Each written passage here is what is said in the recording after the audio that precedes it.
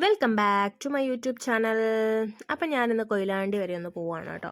വേറെ ഒന്നുമല്ല, ഒന്ന് രണ്ട് ആവശ്യങ്ങളുണ്ട്. അങ്ങനെ ഞാനിതാ പഴയങ്ങാടിയിൽ നിന്നാണ് കേട്ടോ ട്രെയിൻ കയറിയിട്ടുണ്ടായിരുന്നത്. പഴയങ്ങാടിയിൽ നിന്ന് ട്രെയിൻ കയറി ഞാൻ കൊയിലാണ്ടി എത്തുമ്പോഴുള്ളൊരു അവസ്ഥയാണ് ഇത്. ഞാൻ കുട എടുത്തിട്ടുണ്ടായിരുന്നില്ല. മഴ എന്ന് പറഞ്ഞാൽ ഒരുമാതിരി മഴയായിരുന്നു കേട്ടോ, ഒരു രക്ഷയുണ്ടായിരുന്നില്ല. പിന്നെ ഞാൻ എങ്ങനെയൊക്കെയോ അപ്പുറത്ത് എത്തിയിട്ടുണ്ട്. മഴയൊക്കെ ഒത്തിരി നനഞ്ഞിട്ടുണ്ടായിരുന്നു. എന്നിട്ട് ഞാൻ അവിടെ നിന്ന് ഒരു ഓട്ടോ പിടിച്ച് നേരെ എസ് പോയത് കേട്ടോ.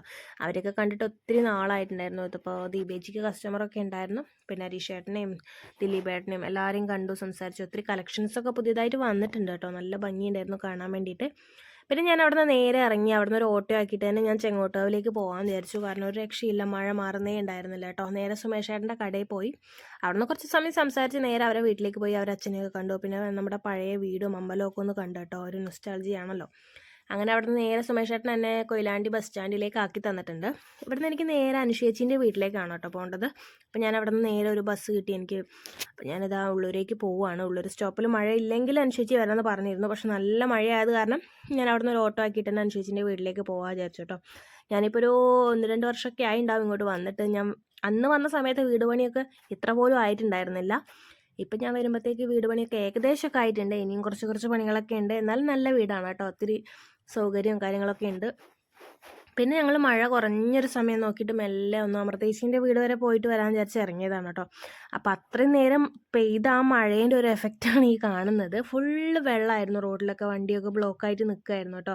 ടൂ വീലറൊക്കെ ഓഫ് ആവുമെന്ന് പേടിച്ചിട്ട് അനുശേഷിച്ച് അവിടെ തന്നെ നിന്നു. പിന്നെ ഞാൻ എന്ത് ചെയ്തു, ഇപ്പുറത്തേക്ക് ആ വെള്ളത്തിൽ കൂടെ എങ്ങനെയൊക്കെയോ നടന്ന് റോഡിൽ എത്തിയിട്ടുണ്ട്. പിന്നെ അവിടെ നമ്മുടെ അർജുൻ ബ്രോയെ കണ്ടു. അപ്പോൾ അവനോട് ഞാൻ പറഞ്ഞു, ആ വണ്ടി നീ ഒന്ന് ഇങ്ങോട്ട് എത്തിച്ച് തരുമോ എന്ന് വെച്ചപ്പോൾ അവനാണ് കേട്ടോ അനുശേഷിൻ്റെ വണ്ടി നേരെ റോഡിലേക്ക് എത്തിച്ചു കൊടുത്തത്. പിന്നെ അവിടെ നിന്ന് നമ്മൾ അവനോടൊക്കെ സംസാരിച്ച് ബായൊക്കെ പറഞ്ഞ് നേരെ അമൃതേശിൻ്റെ വീട്ടിലേക്കാണ് ഈ പോകുന്നത്.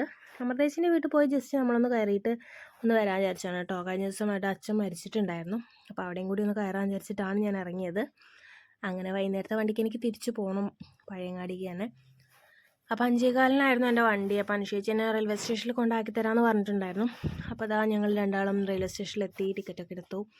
പിന്നെ തിരിച്ച് ഞാൻ പഴയങ്ങാടി എത്തുമ്പോഴത്തേക്ക് ഒരു 7:30 ആയി. പിന്നെ എൻ്റെ വണ്ടി വർക്ക് ചെയ്ത് അങ്ങോട്ടേക്കാണ് ഞാൻ നടന്നു പോകുന്നത്. അവിടെ നിന്ന് വണ്ടി എടുത്ത് നേരെ വീട്ടിലേക്ക് പോയിട്ടുണ്ട് കേട്ടോ. അപ്പോൾ ഇന്നത്തെ വീഡിയോ ഇത്രയേ ഉള്ളൂ. പുതിയൊരു വീഡിയോ നമുക്ക് വീണ്ടും കാണാം. വീഡിയോ ഇഷ്ടപ്പെട്ടാൽ നിങ്ങൾ സബ്സ്ക്രൈബ് ചെയ്ത് സപ്പോർട്ട് ചെയ്യാൻ മറക്കല്ലേ.